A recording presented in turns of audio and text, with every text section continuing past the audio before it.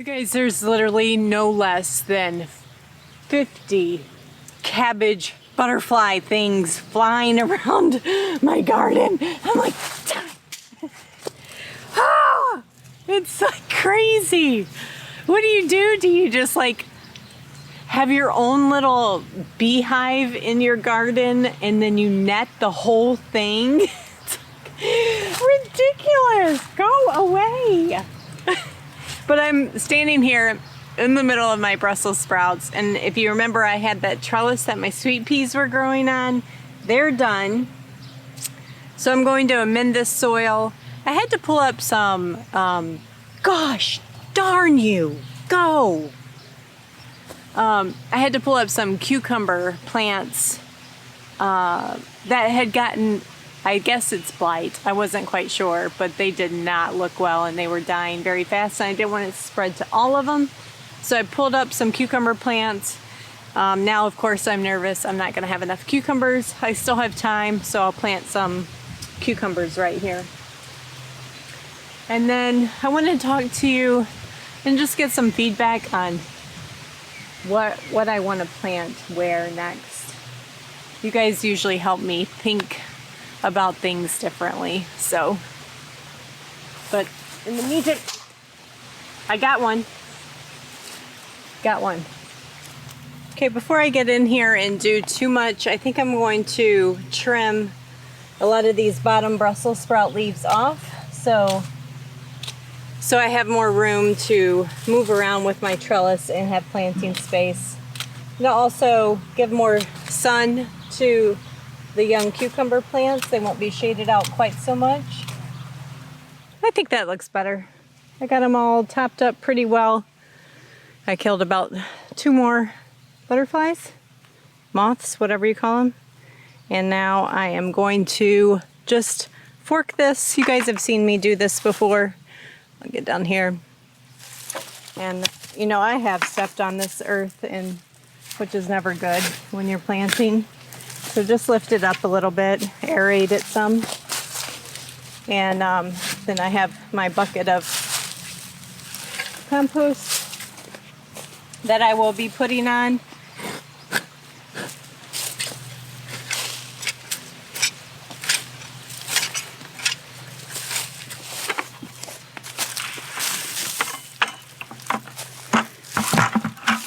Okay. All right, what are we planting? Space Masters and Sumters. I spilled a bunch of seeds, so we're just gonna scatter those. I'm not gonna be too picky about it.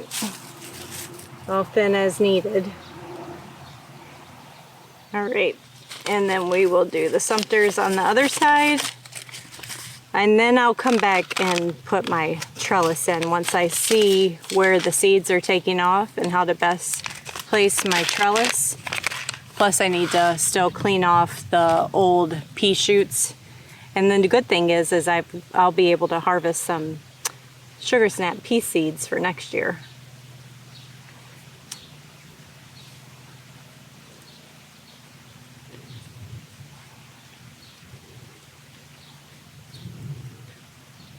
Again, we're not being real particular on spacing, just whatever comes up, and we'll take it. We'll take it or we'll thin it. Okay. I need to come back through here and water this in. But let me take you and tell you what my current challenges are to get further planting in my fall crops. It's just a little frustrating for me. Come see. Let me tell you what I did. And I'm just more kicking myself from just bad planning, really. But this was carrots and onions, and I had at the back those 3 peppers there were just empty holes where carrots didn't germinate very well, so I plugged in some peppers in there. So now I just recently added these other peppers. This bed's not too difficult to plant around. I think what I'm going to do is just come through here and put some beet seeds in to fill in all around here. My frustration is I'm so tempted to pull all these onions because I feel like they're in my way from doing what Rachel normally does, and that's big crop plantings, large harvest time. And these onions are taking forever to finish up. I'm like, God, it's very rare that a gardener wishes for their plants to hurry up and die. Like, die back, I need to harvest you and get you out of my way, but they're just hanging on. And I'm glad because I'm getting some really nice onions, like absolutely beautiful onions, but I really want them to be done. But let me take you to another bed that's a little bit more challenging. So in these two beds behind me, these two, they're like right in front of my gate. And these are the two beds that I really would love to be able to turn into like a cold frame style for the winter to get a really extended season on growing things like leafy greens, maybe some spinach, some lettuce. So I do have a few beets in there. So let me just tell you about the remaining crops that I've got to plant, or that I personally want to. I need to get my big beet harvest in, if that's possible for Rachel.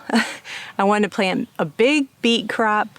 I want to plant broccoli, which I'm actually kind of late on getting going with the remainder of the season that I have left, and spinach. So beets and spinach I can work in, but I would really like to plant my spinach where I intend to overwinter it. And ideally, I think I would plant like broccoli down the center and spinach on the sides, just in case we end up building like a hoop type frame structure. You know, the broccoli would be tall, the spinach would be short. And so I think my biggest challenge is where to plant this broccoli, because that's gotta be what I get in the ground next. And I think I want to put it in my raised beds in case I need to extend the season and they're not quite done yet growing before a frost comes. So I don't know if you guys ever feel this way, but sometimes gardening gets to a point where you're just like really challenged to know exactly what the right thing is to do next. And that's where I'm at in my season. I feel like stuck like in that paralysis by analysis thing, like, but what's the right thing to do? And sometimes you just have to bite the bullet and do it. So eventually, somewhere in here, I'm going to be planting my broccoli. These beds are going to get filled with beets, and as the beets are done, I'm going to be planting, or as the onions are done, I'm going to be rowing all these with spinach. Green beans are still coming in. What's next? I'm pulling in potatoes or tomatoes every now and then. The potatoes are officially dying back. Their leaves are yellowing and browning. They've still got quite a lot of life left in them, but that won't be long. And these onions. Oh, while we're out here, let me give you an update on the carrots that I planted for summer.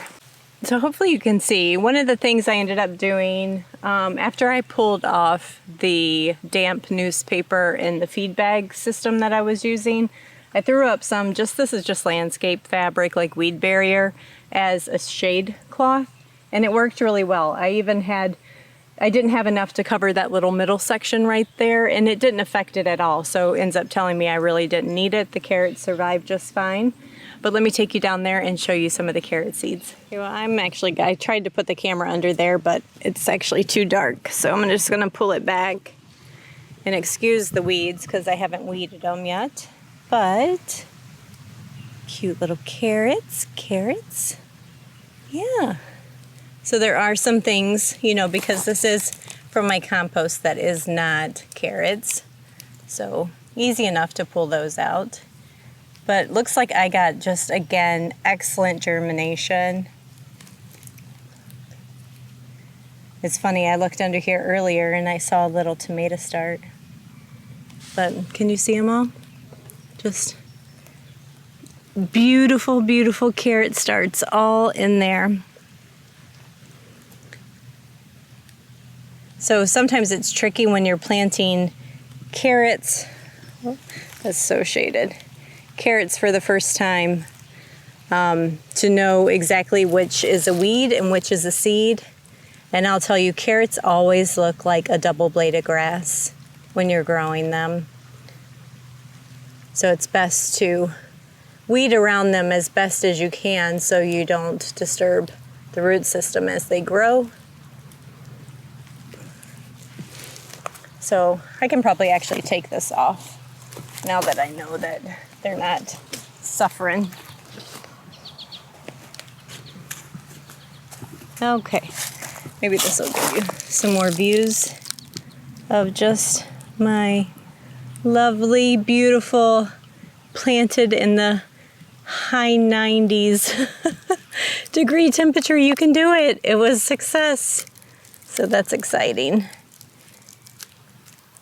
All right, guys, I'm about to go in. It's getting way too hot again. So this section of this raised bed had my sterling onions in it. I still have probably a half a dozen or so sterlings that are still growing well. But for the most part, that onion is done. I've harvested that. Here's where I had some beets that were planted in with my carrots. So I'll come back in. I'm going to top dress this bed with compost and get beets planted. I'll probably do that tomorrow morning. And it's kind of just that tricky mid-season right now on whether or not I hold off and wait to plant or plant. And when I say that, I mean like not plant in the ideal spot that I want them in. So thanks, guys. It's just another afternoon randomness in the garden, things that I'm getting done. And now I'm a hot, sweaty mess, fighting cabbage moths daily, harvesting green beans daily, and losing some battles to blight with the cucumbers, so having to replant. Hope you guys are having a great season. If you're not, take the losses with learning and take the wins with grace. Thank you, guys. Talk to you later.